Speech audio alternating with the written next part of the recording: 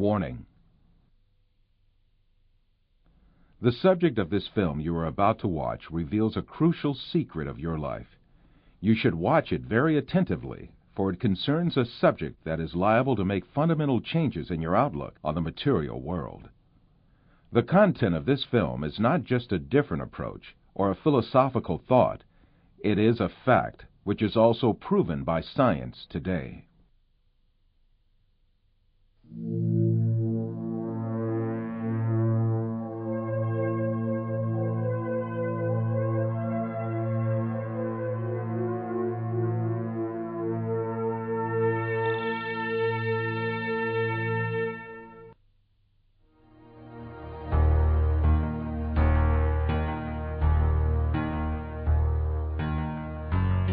Man is conditioned right from the beginning of his life that the world he lives in has an absolute material reality.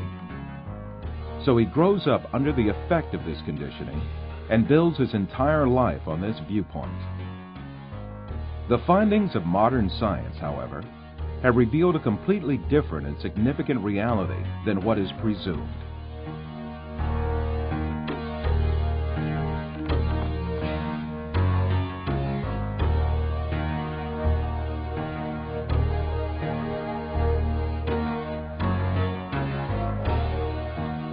All the information that we have about the external world is conveyed to us by our five senses. The world we know of consists of what our eyes see, our ears hear, our noses smell, our tongues taste, and our hands feel. Man is dependent on only those five senses since birth. That is why he knows the external world only the way it is presented by these senses. Yet, scientific research carried out on our senses has revealed very different facts about what we call external world. And these facts have brought to light a very important secret about matter, which makes up the external world.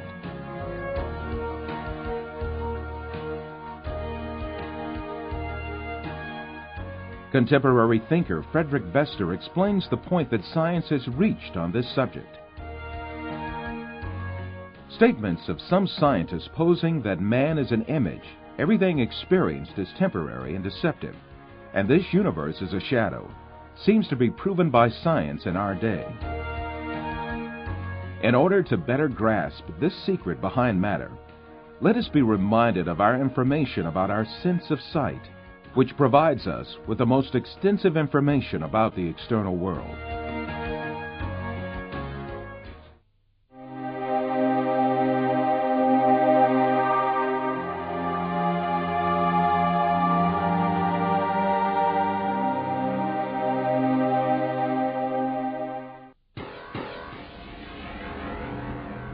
The act of seeing is realized progressively.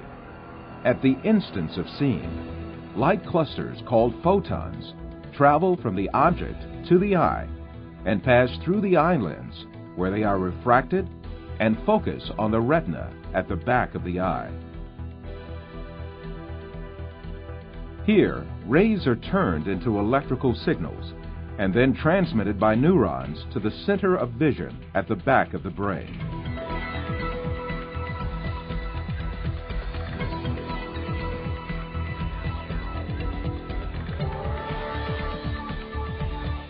The act of seeing actually takes place in this center in the brain.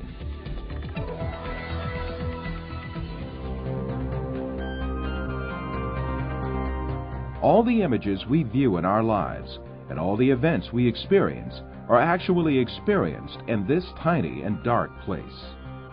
Both the film you are now watching and the boundless landscape you see when you gaze at the horizon actually fit into this place of a few cubic centimeters.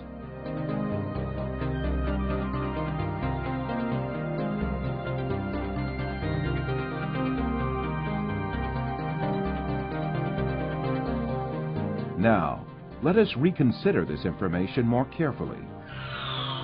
When we say we see, we actually see the effect the rays reaching our eyes form in our brain by being converted into electric signals. When we say we see, we actually observe the electrical signals in our brain. By the way, there is another point that has to be kept in mind. The brain is sealed to light, and its interior is absolutely dark. Therefore, it is never possible for the brain to contact with light itself. We can explain this interesting situation with an example. Let us suppose that in front of us there is a burning candle, and we view its light. During this period, when we view the candle's light, the inside of our skull and our brain are in absolute darkness. The light of the candle never illuminates our brain and our center of vision. However, we watch a colorful and bright world inside our dark brain.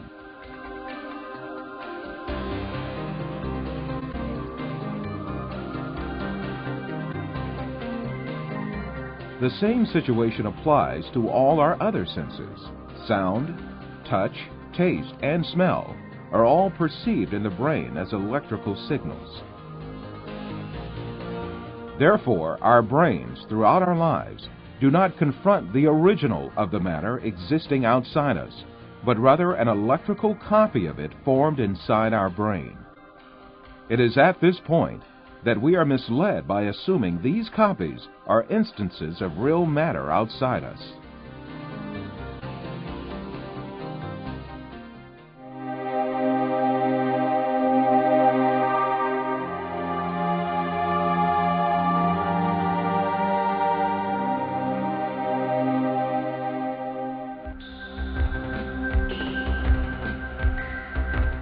These physical facts make us come to an indisputable conclusion. Everything we see, touch, hear, and perceive is matter. The world, or the universe, is only electrical signals in our brain.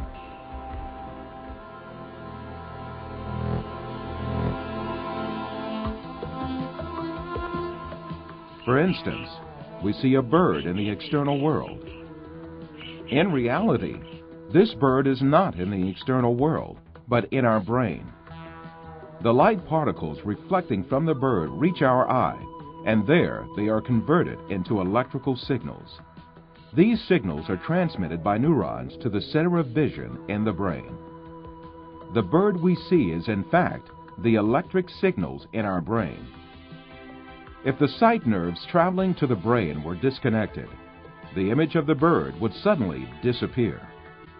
In the same manner, the bird sounds we hear are also in our brain. If the nerve traveling from the ear to the brain was disconnected, there would be no sound left.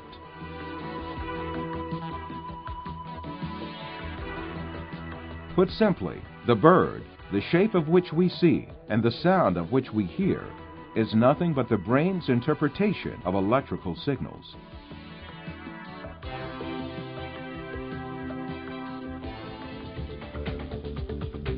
Another point to be considered here is the sense of distance. For example, the distance between you and this screen is nothing but a feeling of space formed in your brain. Also, objects that seem to be very distant in one person's view are actually images clustered at one spot in the brain.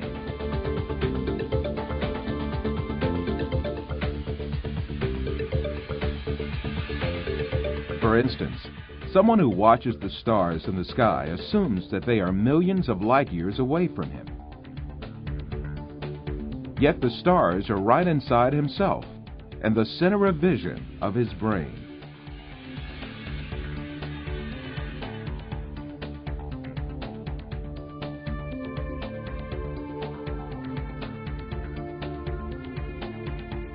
While you watch this film, you are, in truth, not inside the room you assume yourself to be in. On the contrary, the room is inside you. Your seeing your body makes you think that you are inside of it. However, you must remember that your body, too, is an image formed inside your brain.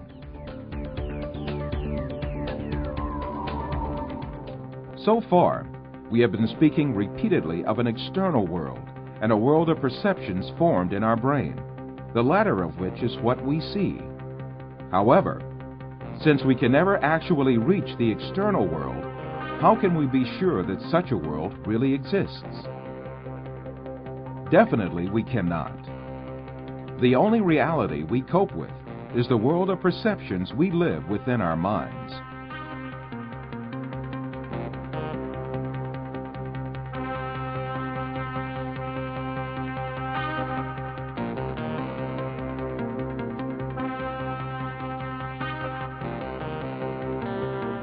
We believe in the existence of objects just because we see and touch them, and they are reflected to us by our perceptions. However, our perceptions are only ideas in our mind. Thus, objects we captivate by perceptions are nothing but ideas, and these ideas are essentially in nowhere but our mind. Since all these exist only in the mind, then it means that we are beguiled by deceptions when we imagine the universe and things to have an existence outside the mind. To imagine matter to have an existence outside the mind is indeed a deception.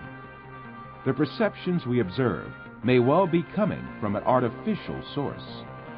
It is possible to see this in the mind's eye by an example.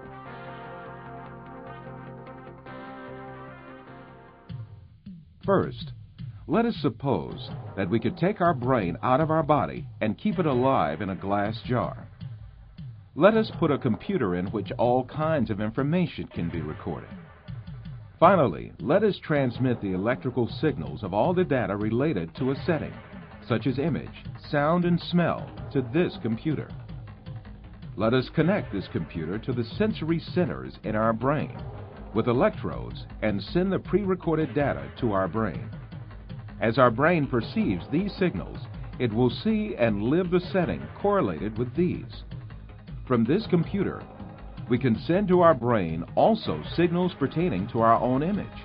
For instance, we can send to our brain the electrical correlates of such senses as sight, hearing, and touch that we perceive while we sit at a desk. In that state, our brain would think itself as a businessman sitting in his office. This imaginary world would continue as long as the stimulations keep coming from the computer. We would never realize that we only consist of a brain. It is indeed very easy for us to be deceived into believing perceptions without any material correlates to be real. This is just what happens in our dreams.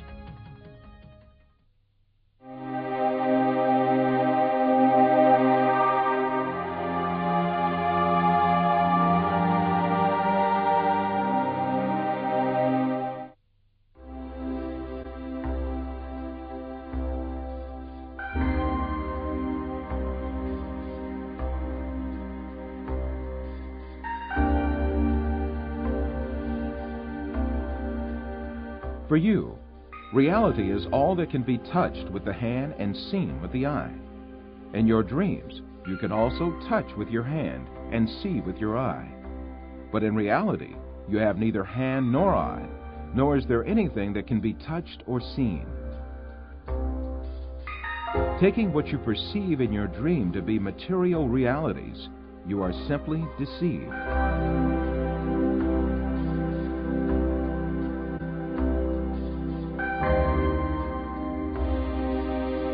For example, a person deeply asleep in his bed may see himself in an entirely different world in his dream.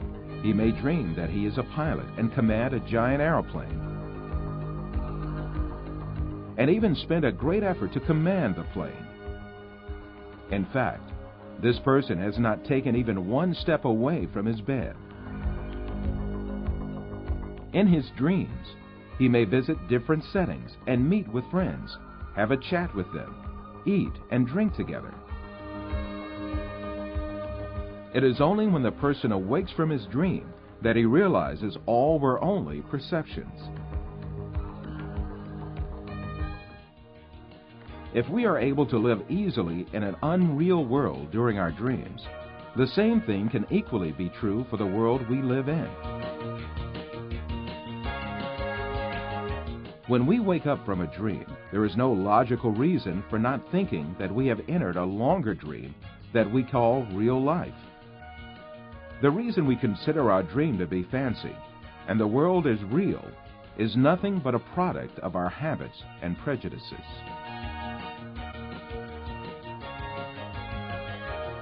This suggests that we may well be awoken from the life on earth, which we think we are living right now, just as we are awoken from a dream.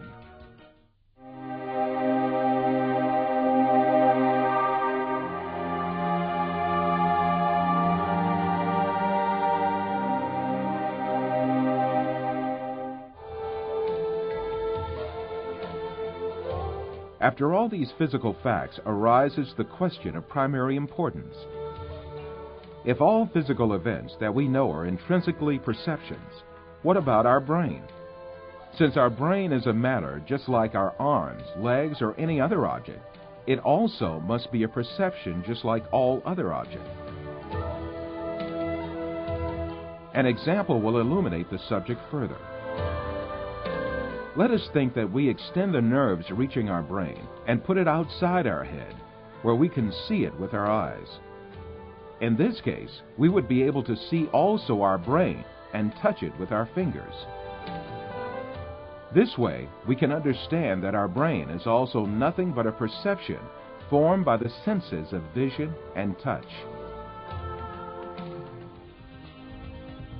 Then, what is the will that sees, hears, and perceives all other senses if it is not the brain? Who is it that sees, hears, touches, and perceives the taste and smell? Who is this being that thinks, reasons, has feelings, and moreover that says, I am me?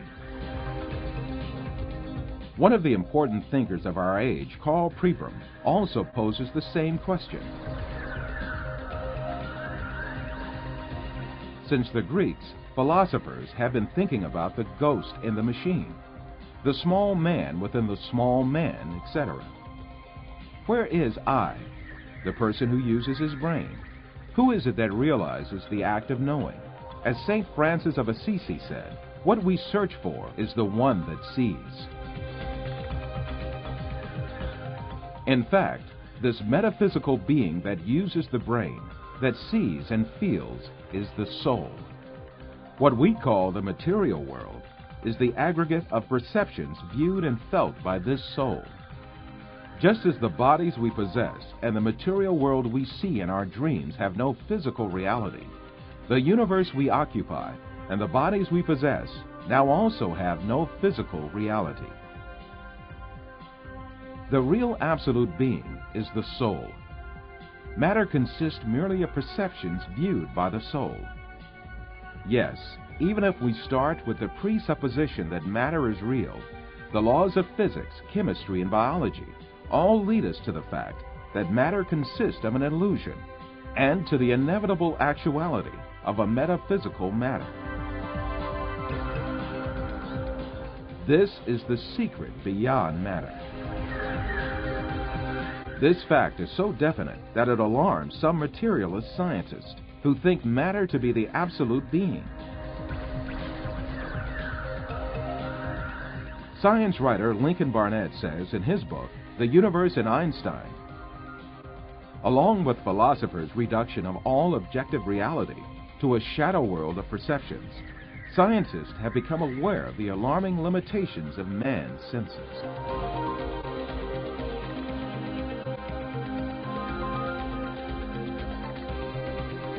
All these facts bring us face to face with a very significant question. If the thing we acknowledge to be the material world is merely comprised of perceptions given to our soul, then what is the source of these perceptions? In answering this question, we must consider the fact that matter does not have a self-governing existence by itself, but is a perception. Therefore, this perception must have been caused by another power, which means that it must have been created. Moreover, this creation must be continuous. If there were not a continuous and consistent creation, then what we call matter would disappear and be lost.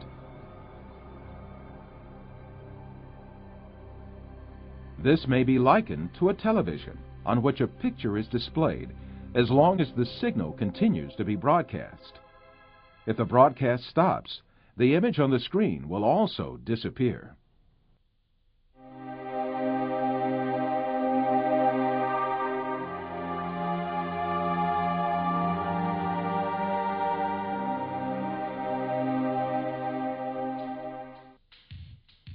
So, who makes our souls see the earth, people, plants, our bodies, and all else that we see?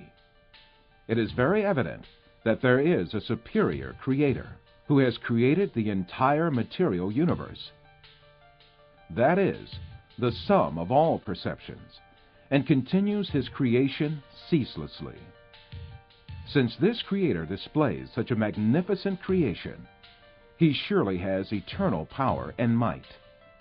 All the perceptions he creates are dependent on his will, and he dominates everything he has created at any moment.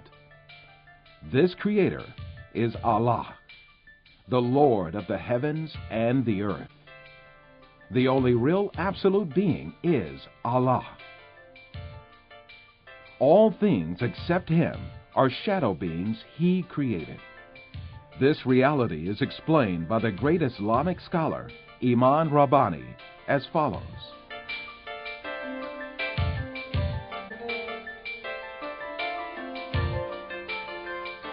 Allah, the substance of these beings which he created, is but nothingness. He created all in the sphere of senses and illusions. The existence of the universe is in the sphere of senses and illusions, and it is not material. In reality, there is nothing in the outside except the glorious being, who is Allah.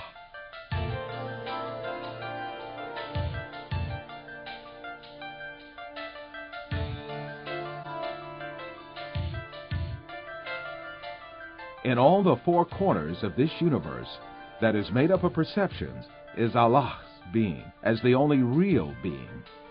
Therefore, the closest being to man is Allah. This fact is explained in the Quran with the verse, "We created man, and we are nearer to him than his jugular vein."